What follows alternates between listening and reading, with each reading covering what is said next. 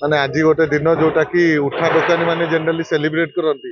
ଆଜି ଜାତୀୟ ଉଠା ଦୋକାନୀ ଦିବସ, କିନ୍ତୁ ଏଭଳି ଦିନରେ ଏଭଳି ଏକ ଦୁର୍ଘଟନା ହେଇଗଲା ଯୋଉଟା ମାନେ ମୁଁ ତ କହିବି ରାତି ଅଧରେ ନିଆଁଟା ଲାଗିଲା ଆଉ ଇମିଡିଏଟଲି ବ୍ୟାପି ଯାଇଥିଲା। ଏଇ ଗଛ ବି ମତେ ପିଲାମାନେ ଏକ ନମ୍ବର କହୁଥିଲେ ଗଛ ଯାଏ ନିଆଁ ଚାଲି ଯାଇଥିଲା। 45 ଜଣଙ୍କର ପାଖାପାଖି ଦୋକାନ ଜଳି ଯାଇଛି।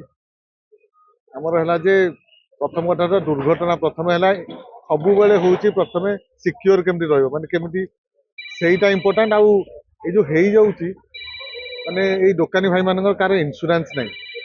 ଆକ୍ଚୁଆଲି ଇନ୍ସୁରାନ୍ସ କମ୍ପାନୀ ମାନେ ସେମାନେ ଇନ୍ସୁରାନ୍ସ କରୁନାହାନ୍ତି। ସରକାରଙ୍କ ପାଖେ ନିବେଦନ ଅଛି ଯଦି ଆମେ କୌଣସି ମତେ ଇନ୍ସୁରାନ୍ସ କମ୍ପାନୀ ମାନଙ୍କୁ ରାଜି କରେଇ ପାରନ୍ତି ଯେ ୟାଙ୍କର ଇନ୍ସୁରାନ୍ସ ବି ହେଇଯାଉ, ଏ ଯୋଉ କ୍ଷତିଟା ଯୋଉ ହେଇଛି ସେଟା ଆଟଲିଷ୍ଟ କିଛି କମି ଯାଆନ୍ତା। ତ ସେଇଟା ପାଇଁ ମୁଁ ରିକ୍ୱେଷ୍ଟ କରିବି ସମସ୍ତ ଉଠା ଦୋକାନୀ ଭାଇ ମାନଙ୍କୁ, ପ୍ରଥମେ ତ ଆମେ ସବୁ ସୁରକ୍ଷା କେମିତି ରହିବ, ଆମ ଦୋକାନ କେମିତି ସୁରକ୍ଷିତ ରହିବ ତା ଉପରେ ଧ୍ୟାନ ଦେବା।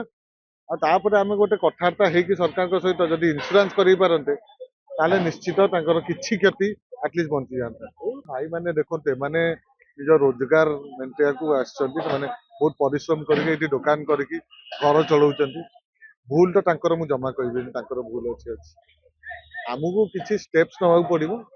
ସେ ସ୍ଟେପ୍ସଟା ନେଇକିନା ଯେମିତି ସବୁ ଆଜିକାଲି ଦେଖନ୍ତୁ ସର୍ଟ ସର୍କିଟ କେତେବେଳେ ବି ରାତି ଅଧରେ ହେଇଯାଉଛି, କୋଉଠି ବି ହେଇଯାଉଛି। ଆଉ ଏଇଟା ପ୍ଲାଷ୍ଟିକ ଆଇଟମ ଥିଲା ଆଉ ରସି ଗୁରା ଥିଲା, ଏତେ ତ ନିଆଁ ଲଗେଇଲେ ଇମିଡିଏଟଲି ବ୍ୟାପିଯିବ। ଆଉ ୱାନ୍ସ କୋଉଠି କେତେବେଳେ କଣ ହେଇଯାଉଛି ତାକୁ ଆମେ କାହାର ଭୁଲ କହିପାରିବାନି ନା। ଆମେ ଗୋଟିଏ କଥା କହିପାରିବା, ଆମେ ପ୍ରିକସନ ନେଇପାରିବା। ଆଉ ଯଦି କିଛି ଦୁର୍ଘଟଣା ହେଇଯାଉଛି ତାର ଯେମିତି ଆଉ ମାନେ କ୍ଷତିଟା କେମିତି କମି ପାରିବ ତା ଉପରେ ଫୋକସ କରିପାରିବା। ତ ତା ଉପରେ ଆମେ ଇନ୍ସୁରାନ୍ସ କମ୍ପାନୀଙ୍କ ସହିତ କଥା ହେଇକି ଯଦି ଆମେ ଇନ୍ସୁରାନ୍ସ କରିପାରନ୍ତେ ତାହେଲେ ଭଲ ହୁଅନ୍ତା।